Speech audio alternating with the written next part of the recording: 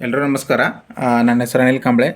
ತಮಗೆಲ್ಲರಿಗೂ ಗೊತ್ತಿದೆ, ನಾನು ಈಗಾಗಲೇ ಬಹಳಷ್ಟು ವಿದ್ಯಾರ್ಥಿಗಳ ಸಂಘಟನೆಯಲ್ಲಿ ಗುರುತಿಸಿಕೊಂಡು ಬಹಳಷ್ಟು ವಿದ್ಯಾರ್ಥಿಗಳನ್ನು ನೇಮಕಾತಿ ಆಗಬೇಕು. KPSC ಅಕ್ರಮದ ವಿರುದ್ಧ, KSದಲ್ಲಿ ಆಗಿರುವಂಥ ಅನ್ಯಾಯದ ವಿರುದ್ಧ ಧಾರವಾಡದಿಂದ ಬೆಂಗಳೂರುವರೆಗೆ ಪಾದಯಾತ್ರೆ ಕೂಡ ಮಾಡಿದ್ದೀವಿ. ನನ್ನಿಂದ ಎಷ್ಟು ಸಾಧ್ಯವೋ ಅಷ್ಟೊಂದು ಕೆಲಸವನ್ನು ವಿದ್ಯಾರ್ಥಿ ಸಂಘಟನೆಯಲ್ಲಿ ಗುರುತಿಸ್ಕೊಂಡು ತೆರೆಮರೆ ಹಿಂದೆ ನಿಂತುಕೊಂಡು ತುಂಬಾ ಒಂದು ವರ್ಕ್ ಟೀಮ್ ಆಗಿ ಕೆಲಸ ಮಾಡಿದ್ದೀವಿ.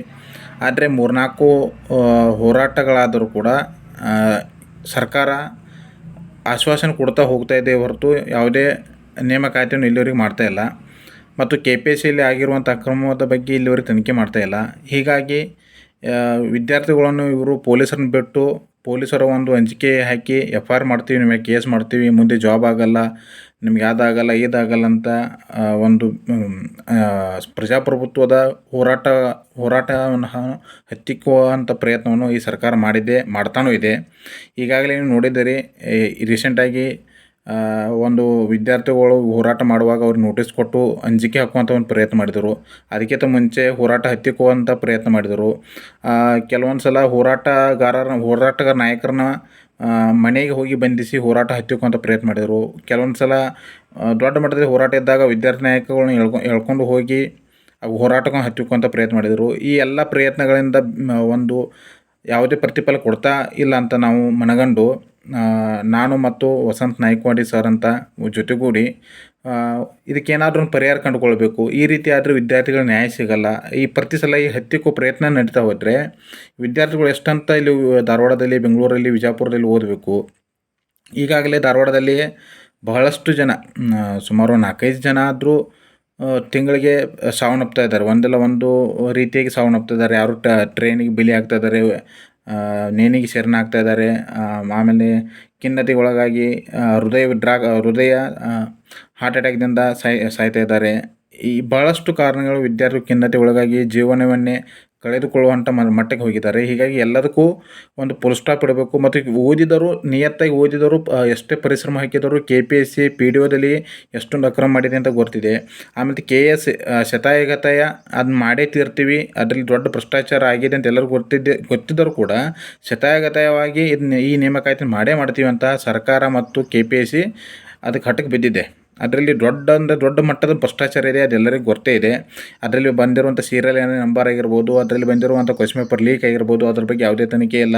ಮತ್ತು ಅತಿ ದೊಡ್ಡ ಒಂದು ಮೇಜರ್ ತಪ್ಪು ಮೊದಲೇ ಮಾಡಿದ್ದಾರೆ ಅವರು. ಕರ್ನಾಟಕದಲ್ಲಿ ಕನ್ನಡ ಮಾಧ್ಯಮ ವಿದ್ಯಾರ್ಥಿಗಳಿಗೆ ಲಕ್ಷಾಂತರ ವಿದ್ಯಾರ್ಥಿಗಳು ಅನ್ಯಾಯ ಮಾಡಿ 70-80 ಪ್ರಶ್ನೆಗಳನ್ನು ಭಾಷಾಂತರ ದೋಷ ಮಾಡಿ ಉದ್ದೇಶಪೂರ್ವಕವಾಗಿ ಕನ್ನಡ ಮಾಧ್ಯಮ ವಿದ್ಯಾರ್ಥಿಗಳನ್ನು ಹೊರಗಿಡುವ ಪ್ರಯತ್ನವನ್ನು KPSC ಮಾಡಿದೆ. ಆದರೆ ಇದ್ರ ಬಗ್ಗೆ ಸರ್ಕಾರ ಆಗಲಿ ರಾಜಕೀಯ ನಾಯಕರಾಗಲಿ ಯಾರೂ ಕೂಡ ಪಟ್ಟುಕನ್ನಲಿಲ್ಲ. ದೊಡ್ಡ ಮಟ್ಟದಲ್ಲಿ ಹೋರಾಟ ಮಾಡಿದರೂ ಕೂಡ ಸಿದ್ದರಾಮಯ್ಯ ಅವರು ಹೇಳಿದರು KET ಆದೇಶ ಏನಿರ್ತದೆ ಅದಕ್ಕೆ ಬದ್ಧವಾಗಿರ್ತದೆ ಅಂತ. ಆದರೆ KET ಇವರು ಸ್ಕ್ವಾಶ್ ಮಾಡಿದೆ ಅದನ್ನ ನೋಟಿಫಿಕೇಷನ್ನ. ಆದರೆ ಸಿದ್ದರಾಮಯ್ಯವ್ರ ಬಗ್ಗೆ ಪಟ್ಟುಕಂತ ಇಲ್ಲ.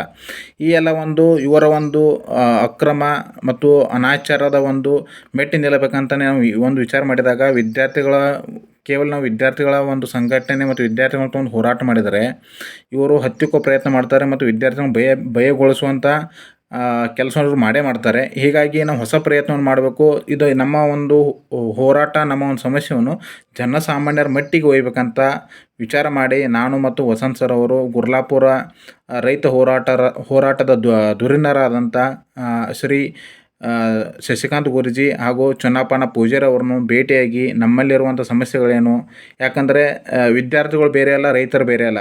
ಇವತ್ತು ರೈತರ ಮಕ್ಕಳೇ ವಿದ್ಯಾರ್ಥಿಗಳು, ನಾವೆಲ್ಲ ರೈತರ ಮಕ್ಕಳೇ. ನಮ್ಮ ತಂದೆಗಳು, ನಮ್ಮ ಪಾಲಕರು, ನಮ್ಮ ಪೋಷಕರು ಇವತ್ತಿನ ರೈತರು. ಹೀಗಾಗಿ ರೈತ ಸಂಘಟನೆ ಬೇರೆ ಅಲ್ಲ, ವಿದ್ಯಾರ್ಥಿ ಸಂಘಟನೆ ಬೇರೆ ಅಲ್ಲ. ಎರಡೂ ಕೂಡ ಒಂದೇ. ಇವತ್ತಿನ ವಿದ್ಯಾರ್ಥಿಯೇ ನಾಳಿನ ಆಧುನಿಕ ರೈತ, ಇವತ್ತಿನ ವಿದ್ಯಾರ್ಥಿ ನಾಳಿನ ಒಂದು ಆಫೀಸರ್, ಇವತ್ತಿನ ವಿದ್ಯಾರ್ಥಿ ನಾಳಿನ ಒಂದು ರಾಜಕೀಯ ನಾಯಕ. ವಿದ್ಯಾರ್ಥಿಗಳಿಗೆ ರೈತರ ಕಷ್ಟ ಗೊತ್ತಿರಬೇಕು ಮತ್ತು ರೈತರಿಗೆ ವಿದ್ಯಾರ್ಥಿಗಳ ಕಷ್ಟ ಗೊತ್ತಿರಬೇಕು. ಎರಡೂ ಕೂಡ ಸಂಯೋಗ ಹೊಂದಿದಾಗ ಮಾತ್ರ ನಾಳೆ ಒಂದು ಸುಶಿಕ್ಷಿತವಾದಂಥ ದೇಶವನ್ನು ಕಟ್ಟಬಹುದು, ಕರ್ನಾಟಕ ರಾಜ್ಯವನ್ನು ಕಟ್ಟಬಹುದು.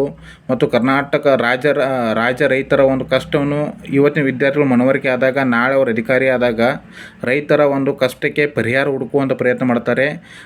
ಅಂಥ ಒಂದು ನಿಷ್ಠಾವಂತ ವಿದ್ಯಾರ್ಥಿ ಅಧಿಕಾರಿ ಆದಾಗ ಮಾತ್ರ ಇದಕ್ಕೆಲ್ಲ ಪರಿಹಾರ ಸಿಗುತ್ತೆ. ಇಲ್ಲದೇ ಇದ್ದರೆ ಸಿಗೋಕ್ಕೆ ಸಾಧ್ಯನೇ ಇಲ್ಲ. ಒಬ್ಬ ಭ್ರಷ್ಟ ಅಧಿಕಾರಿ ಹೋಗಿ ಏನಾದ್ರು ಅಧಿಕಾರದಲ್ಲಿ ಕುಂತರೆ ಅವನನ್ನು ಕಡಿಮೆ ಅಂದರೆ 20-30 ವರ್ಷ ಅಲುಗಾಡ್ಸೋಕೆ ಬರೋಲ್ಲ. ಯಾಕಂದರೆ ಅಷ್ಟೊಂದು ಅವರಿಗೆ ಕಾನೂನು ಬೆಂಬಲ ಇದೆ. ಒಬ್ಬ ಅಧಿಕಾರಿನ ತೆಗಿಬೇಕು, ವಜಾ ಮಾಡಬೇಕಂದ್ರೆ ಅಷ್ಟೊಂದು ಈಜಿಯಾದ ಕೆಲಸ ಅಲ್ಲ. ಹಾಗಾಗಿ ಕಳ್ಳರನ್ನ ಒಳಗೆ ಬಿಟ್ಟ ಮೇಲೆ ಕಳ್ಳತನ ಆಗಿದೆ ಅನ್ನೋದಕ್ಕಿಂತ ಕಳ್ಳರನ್ನ ಬರದಂತೆ ತಡಿಬೇಕು. ನಾಳೆ ಅಂಥ ಅಧಿಕಾರಿ ಏನಾದರೂ ಒಳಗೆ ಕೂತ್ರೆ ಅವನು ಅಲ್ಲಿ ಶೋಷಣೆ ಮಾಡೋರು ಯಾರನ್ನ? ಬಡವ್ರನ್ನ ಮತ್ತು ರೈತರನ್ನ.